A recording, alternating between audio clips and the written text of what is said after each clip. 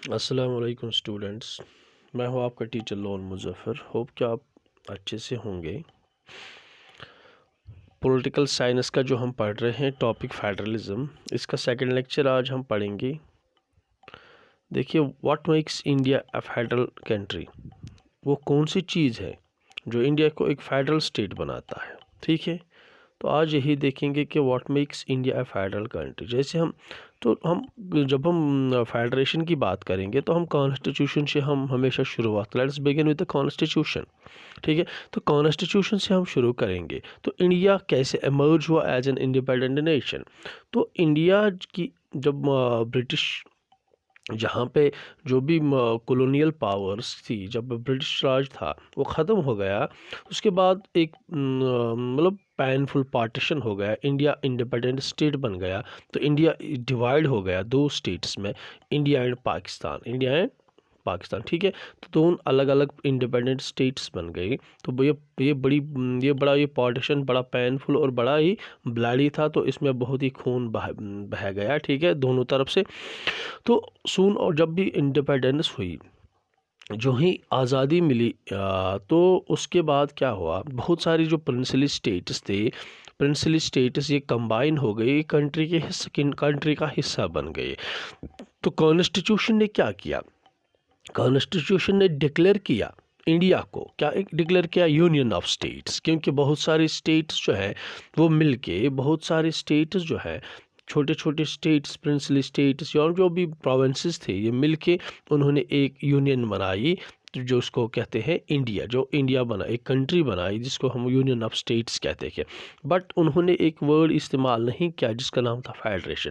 Federation का नाम इस्तेमाल, तो India is based on the principle, but जो इंडियन यूनियन है it is based on the principle of federation. ये फेडरेशन के प्रिंसिपल असूल पे काम कर रही है। ठीक है, तो देखिए, जो कॉन्स्टिट्यूशन है ओरिजिनली जो उन्होंने प्रोवाइड जो किया वो टू टायर सिस्टम। मैंने आपको पहले लेक्चर में भी बोला कि जो कॉन्स्टिट्यूशन है उसने हमें प्रोवाइड किया two levels of the government, या tiers of the government, we can say the tiers of the government. दो तरह की गवर्नमेंट, एक the government, the union government, और व्हाट वी कॉल, जिसको हम सेंट्रल गवर्नमेंट कहते हैं, या जो which representing the union of India, और दूसरी होती है स्टेट गवर्नमेंट। ठीक है, एक होती है सेंट्रल गवर्नमेंट, दूसरी होती है स्टेट गवर्नमेंट। तो कॉन्स्टिट्यूशन ने टू टायर सिस्टम प्रोवाइड। तो लेटर एक और चीज़ ऐड की गई कॉन्स्टिट्यूशन में, a third tier was added in a constitution which is known as federalism. Federalism को ऐड किया गया कॉन्स्टिट्यूशन में बहुत बहुत बाद। तो जब कॉन्स्टिट्यूशन अमेंडमेंट हो गई 1972 में, जब कॉन्स्टिट्यूशनल अमेंडमेंट हो गई, तो वहाँ पे क्या, वहाँ पे एक चीज़ को ऐड किया गया जिसको नाम था फेडरलिज्म। ठीक है, तो फेडरलिज्म में क्या, in the form of panchayat and municipalities, जो आज पंचायत यहाँ पे बन रही है, या म्यूनिसिपलिटीज़ जो बन रही हैं, जिसको थर्ड टायर में, तो थर्ड टायर को ऐड किया गया। ठीक है, इन द 73rd अमेंडमेंट में ऐड किया गया। ठीक है, in any federation these different tyres जो भी होते हैं, किसी भी फेडरेशन में आप कहीं पे भी देखो, जो भी फेडरेशन होती हैं वहाँ पे जो भी ये टायर्स ऑफ द गवर्नमेंट है, चाहे आप यूनाइटेड स्टेट्स ऑफ अमेरिका देखो, या इंडिया में देखोगे, कहीं पे भी देखोगे, चाहे यूएन सेंट्रल गवर्नमेंट देखोगे, स्टेट गवर्नमेंट देखोगे, या ये लोकल बॉडीज़ जो हम देखते हैं, पंचायत से म्यूनिसिपलिटीज़ है, तो दे हैव देयर डिफरेंट ज्यूरिडिक्शंस। उनका अपना अपना एक इलाका होता है, अपना ज्यूरिडिक्शन होता है। ठीक है, जहाँ पे वो इन्जॉय दियर राइट्स, वहाँ पे जो इन्जॉय अपने राइट्स करते हैं, वहाँ पे कानून बना सकते हैं। ठीक, तो दिस कॉन्स्टिट्यूशन ने क्या प्रोवाइड किया, three fold distribution of legislation. तो वहाँ पे क्या हुआ, जिस फेडरेशन जो भी है, तो उस कॉन्स्टिट्यूशन जो हमारा है, इसने three fold of legislative powers provide किए। तो तीन किस्म के लेजिस्लेटिव पावर्स को प्रोवाइड किया गया। ठीक है, तीन किस्म के लेजिस्लेटिव पावर्स को प्रोवाइड किया, इनको तीन लिस्ट्स में बांटा गया। ठीक है, तो ये जो है तीन लेजिस्लेटिव किस्म, जो भी टाइप ऑफ पावर्स है यूनियन गवर्नमेंट या स्टेट गवर्नमेंट के, तो उनको तीन लिस्ट्स में डिवाइड किया गया। ठीक है, सबसे पहला आता है यूनियन लिस्ट। ठीक है, तो पहला जो आता है वो यूनियन लिस्ट होता है। ठीक है, तो यूनियन लिस्ट में आते हैं वो सब्जेक्ट्स जिनका नेशनल इम्पोर्टेंस होगी। जिनकी नेशनल इंपॉर्टेंस होती है, जिनको कंट्री वाइज इंपॉर्टेंस होती है, ठीक है। For example the defence of a country, जो भी हमारा फौज है, जो भी डिफेंस है हमारी कंट्री का, जो हवाई फौज है, समंदरी फौज है, ज़मीनी फौज है, this is the defence of a country, ठीक है। तो डिफेंस ऑफ ए कंट्री ये तो यूनियन लिस्ट में आता है क्योंकि इसकी नेशनल इंपॉर्टेंस है, ठीक है। या फॉरेन अफेयर्स जो भी है, जो हमारे ताल्लुकात है दूसरे मुल्कों से, बिजनेस है हमारे दूसरे मुल्कों से, जो भी फॉरेन अफेयर्स हमारे हैं, जो भी हमारे डिप्लोमेटिक जो भी है रिलेशंस है विद अदर कंट्रीज़, तो ये it is included in the this is union list, ठीक है। ये इनकी नेशनल इंपॉर्टेंस, या बैंकिंग है हमारी, ठीक है, या हमारे जो भी कम्युनिकेशन है, या करेंसी है, ठीक है, जो भी हमारे रवाबत के ज़रिए हैं, जो भी हमारे कम्युनिकेशन है, जो भी हमारी करेंसी है, तो these are include in the union list, ठीक है। ये यूनियन लिस्ट में आते हैं बिकॉज ये इसीलिए इंक्लूड किए गए इस लिस्ट में क्योंकि इनकी एक यूनिफॉर्म पॉलिसी होनी चाहिए, क्योंकि we should have a uniform policy for the defence, foreign affairs, banking. तो हम ऐसा नहीं हो सकता है कि स्टेट में अलग डिफेंस पॉलिसी हो और सेंटर में अलग हो ना, ऐसा नहीं हो सकता है, क्योंकि एक मुल्क में एक ही डिफेंस पॉलिसी होती है, ठीक है, फॉरेन अफेयर्स पॉलिसी होती है, ठीक है, या बैंकिंग होती है, कम्युनिकेशन की पॉलिसी होती है, या करेंसी, एक ही करेंसी चलती है एक मुल्क में, लेकिन अलग अलग स्टेट्स में अलग अलग करेंसी चलती है, ठीक है। तो दिस इज़ ये इसलिए होता है इन यूनियन लिस्ट में, इसलिए डाला गया इन चीज़ों की क्योंकि वहाँ पे एक यूनिफॉर्म पॉलिसी होनी चाहिए, एक किस्म की पॉलिसी होनी थ्रू आउट द हर पूरे मुल्क में एक ही जैसी पॉलिसी होने। तो यूनियन गवर्नमेंट अलोन जो यूनियन लिस्ट में है, सिर्फ यूनियन गवर्नमेंट इसमें laws relating the subjects mention the union list, जो भी सब्जेक्ट्स है यूनियन लिस्ट में, वहाँ पे सिर्फ यूनियन गवर्नमेंट ही कानून बना सकती है, स्टेट गवर्नमेंट्स का ये ज्यूरिडिक्शन नहीं है, ये सिर्फ यूनियन गवर्नमेंट का ज्यूरिडिक्शन होता है, ठीक है। इसके बाद है स्टेट लिस्ट। स्टेट लिस्ट में वो चीज़ें आती हैं, स्टेट लिस्ट में वो सब्जेक्ट्स आते हैं, वो सब्जेक्ट्स आते हैं जिनकी लोकल इंपॉर्टेंस हो या स्टेट इंपॉर्टेंस हो, जिनको स्टेट के लिए इंपॉर्टेंट हो, जो चीज़ें स्टेट के लिए इंपॉर्टेंट हो, या लोकल इंपॉर्टेंस हो, जो डे टू डे एक्टिविटी जो भी हमारी होती है, जो डे टू डे इंपॉर्टेंस होती है हमारी, तो उनके लिए इंपॉर्टेंस हो, चाहे सच एज द पुलिस है, ट्रेड है, कॉमर्स है, एग्रीकल्चर है, या इरिगेशन है, ठीक है। ये चीज़ें स्टेट लिस्ट में आती है क्योंकि स्टेट गवर्नमेंट ही इसमें लॉज बना सकती है, तो सेंटर इसमें इंटरफेयर नहीं करता है, ठीक है। तो इसके बाद आता है, इसके बाद थर्ड लिस्ट आता है, उसको कॉन्करेंट लिस्ट कहते हैं। कॉन्करेंट सब्जेक्ट्स में कॉमन इंटरेस्ट्स होते हैं, यहाँ पे बहुत union government as well state governments के इंटरेस्ट्स होते हैं।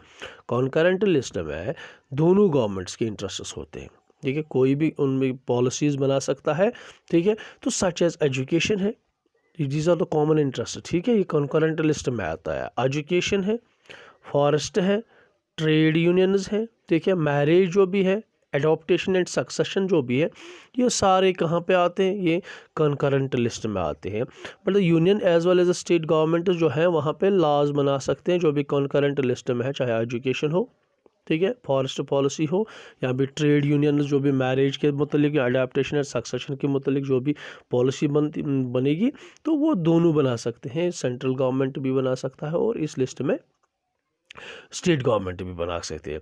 मगर अगर कहीं पे कोई कानून बन गया स्टेट गवर्नमेंट और सेंट्रल गवर्नमेंट के कानून, जब एक मतलब फॉर एग्जांपल एजुकेशन पॉलिसी की बात करेंगे, अगर एजुकेशन पॉलिसी कहीं पे मतलब स्टेट गवर्नमेंट ने भी फ्रेम किया एजुकेशन पॉलिसी और सेंट्रल गवर्नमेंट ने भी फ्रेम किया, स्टेट गवर्नमेंट ने एजुकेशन पॉलिसी फ्रेम की और सेंट्रल गवर्नमेंट ने भी एजुकेशन पॉलिसी फ्रेम की, अगर ये दोनों में कॉन्फ्लिक्ट होता है, स्टेट गवर्नमेंट ने एक तरह की मतलब रिकमेंडेशन दी और सेंट्रल गवर्नमेंट ने दूसरी तरह की रिकमेंडेशन दी, तो वहाँ पे कॉन्फ्लिक्ट हो गया क्योंकि स्टेट गवर्नमेंट नहीं चाहता है कि यहाँ पे चेंज हो, वो भी सेंट्रल नहीं चाहता है चेंज हो, बट वहाँ पे जो प्रिवेल होगा, वहाँ पे जो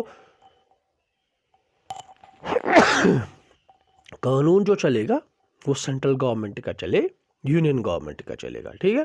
तो वहाँ पे कंकरेंट लिस्ट में ऐसा होता है, अगर कहीं पे दो मतलब कहीं पे कोई पॉलिसी बनेगी, वहाँ पे कॉन्फ्लिक्ट, लॉज में कॉन्फ्लिक्ट होगा, कानून में कोई कॉन्फ्लिक्ट होता है, वहाँ पे जो है union government will prevail, the law made by the union government will prevail, okay.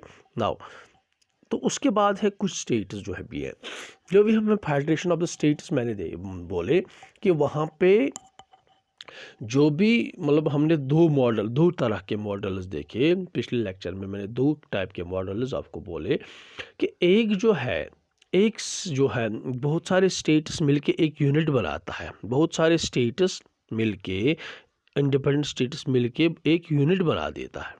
समझ में आई बात?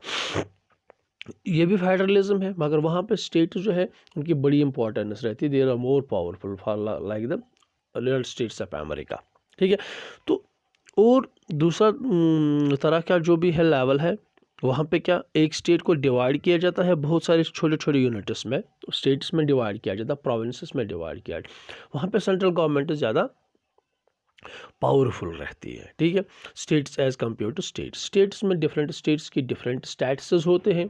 यहाँ पे हमारे जो जम्मू कश्मीर का स्टेटस जो था, यहाँ 5 अगस्त से पहले एक इंडिपेंडेंट स्टेट था जिसकी अपना एक लेजिस्लेचर था, स्टेट में होती है, जहाँ पे अपना एक कॉन्स्टिट्यूशन था, अपना फ्लैग था, तो दी हैव स्पेशल स्टेटस उसको मिला था आर्टिकल 370। तो इसको एब्रोगेट किया गया, तो वो ख़त्म हो गया। तो बहुत सारे जो भी स्टेट्स जो भी है, तो उनके पावर जो है वो डिफरेंट होते हैं, बहुत सारे स्टेट्स के पावर्स डिफरेंट होते हैं। ठीक है, तो ऐसे ही कुछ स्टेट्स जो है, ऐसे भी कुछ यूनिट्स हैं इंडिया के, इंडियन यूनिट के यूनिट जो भी यूनियन ऑफ इंडिया है, उसके जो कुछ यूनिट्स हैं वो they have very little powers, उनके बहुत ही छोटे पावर, बहुत ही कम पावर्स होते हैं। ये जो एरियाज़ हैं या टू स्मॉल, बहुत ही स्मॉल है होते हैं, क्योंकि ये इंडिपेंडेंट स्टेट्स नहीं बन सकते हैं। ठीक है, but which could not be मर्ज, यहाँ भी किसी और स्टेट के साथ भी मर्ज नहीं कर सकते हैं, क्योंकि वो स्टेट बहुत ज़्यादा बड़ा हो जाएगा फिर। ठीक है, तो दीज एरियाज़ लाइक चंडीगढ़ है, लक्षद्वीप है, या कैपिटल ऑफ दिल्ली है, या आज 5 अगस्त के बाद एक और यूनियन टेरिटरी बन गई है, लद्दाख एंड जम्मू कश्मीर। तो उनको कहते हैं union territories, because in union territories they don't have the powers of states, उनके स्टेट्स के पावर्स नहीं होते हैं। जो स्टेट्स में पावर्स होते हैं उनके पावर्स नहीं होते हैं। सेंट्रल गवर्नमेंट जो होता है, सेंट्रल गवर्नमेंट के स्पेशल पावर्स जो होते हैं वही ये एरियाज़ को चलाते हैं। वहाँ पे सरकारें जो है सेंट्रल गवर्नमेंट की इससे अलग से चलती है। समझ में आई बात? यूनियन टेरिटरीज उनको कहते हैं। तो हमें ये बातें याद रखनी चाहिए। क्या बात है? तो देखिए, जो भी पावर शेयरिंग है union government and state government का, ये एक बेसिक स्ट्रक्चर है। तो power sharing is a basic structure of constitution. तो कॉन्स्टिट्यूशन का बेसिक स्ट्रक्चर जो है वो पावर शेयरिंग है। ठीक है, ये इजी नहीं है, it is not easy to make a change in the power sharing है।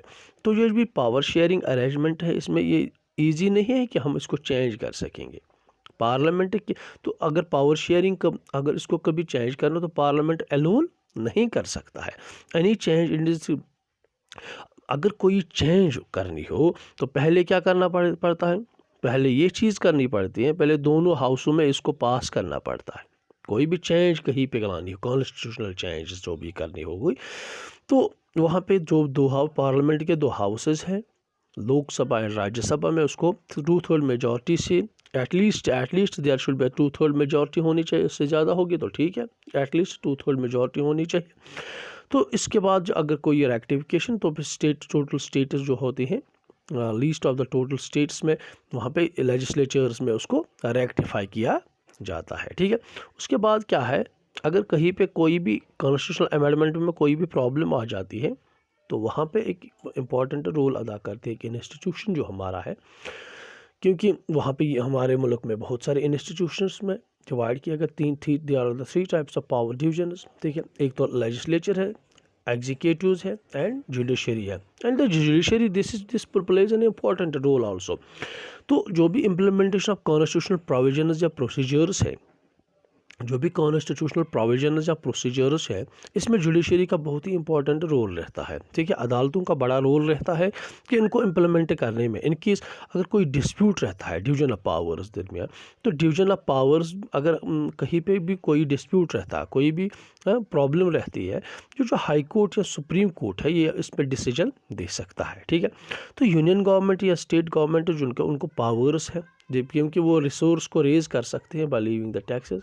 टैक्सेस लगा के रिसोर्स को, ठीक है। तो स्टेट या सेंट्रल गवर्नमेंट को ये पावर्स हैं, ये रिसोर्स को बढ़ा सकते हैं। कैसे बढ़ा सकते हैं? ये टैक्सेस लगा सकते हैं, ठीक है। तो गवर्नमेंट एंड रिस्पॉन्सिबल असाइन है, तो गवर्नमेंट चलाने के लिए जो भी उनको रिस्पॉन्सिबिलिटीज़ दी गई है तो ये ऐसे चला सकते हैं, रिसोर्स बढ़ा सकते हैं, टैक्स लगा सकते हैं, ठीक है। तो ये था हमारा कि कैसे हैं जो लिस्ट्स है, 3 तरह के जो लिस्ट्स है, चाहे ये कॉन्करेंट लिस्ट हो, यूनियन लिस्ट हो या स्टेट लिस्ट जो भी है। तो किसका जुरिडिक्शन कैसे रहता है कि कैसे इंडिया जो है फेडरल कंट्री बना है, ठीक है। तो कैसे इंडिया एक फेडरल कंट्री है। होप कि आपको ये अंडरस्टैंड हुआ होगा। नेक्स्ट वीडियो जब तक हम लाएंगे तब तक के लिए have a good day. Thank you.